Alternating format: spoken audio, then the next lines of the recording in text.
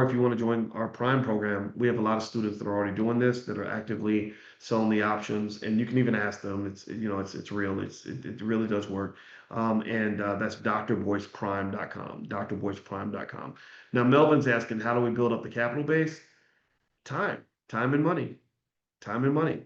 That's why, when you talk about black wealth, the biggest problem that we have is not that just that we waste money, we waste time. So let me just explain it. You all know about the 5-year pledge.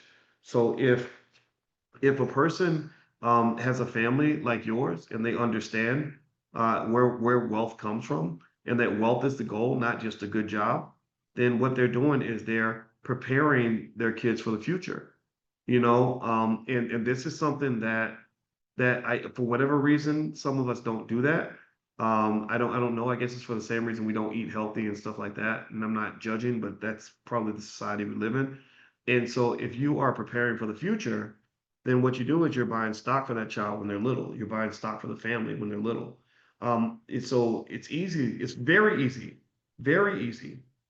to have hundreds of thousands of dollars in your capital base if you start early. It's just like passing the test. When I was on the faculty at Kentucky and Syracuse and stuff like that, I was shocked by the way students studied. They would come in and they would literally try to learn 3 months worth of stuff in 48 hours. Anybody ever see that in college? How many students like they love to cram and they'll drink a whole bunch of coffee and take pills and stuff to try to stay awake because they really think they're going to learn everything in 48 hours? That makes no sense. That's not going to work. And I feel bad for them. I'm like, look, okay, because you wasted time, you had 3 months to get ready for this test, and now you're trying to get ready in 48 hours. So what's going to happen is you're going to stress yourself out, and if you're lucky, you'll get a C or or something on the test. So you stressed yourself out for a C when you could have taken 1/10 of that stress, stretched it out, used your time effectively, and gotten an A on that test with less effort. This is exactly the way investing works. I figured this out when I was 19. I said, man, it's really, really hard to do 3 months of study in 48 hours. And I said, I don't want to do that. I don't like stress.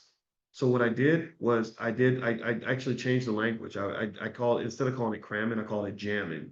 So what I did was I said, it's just as easy for me to study early as it is for me to study late. So if I split the difference is if I study early, the reward is so much greater than if I study late. If I study early, I know the information before everybody else.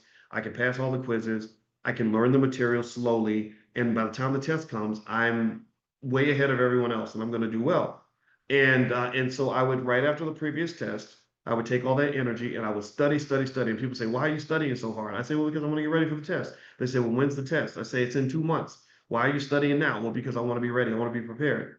And so literally every test I would go in and I would ace the test. There was 200 people in our math class. I got the highest score, I remember.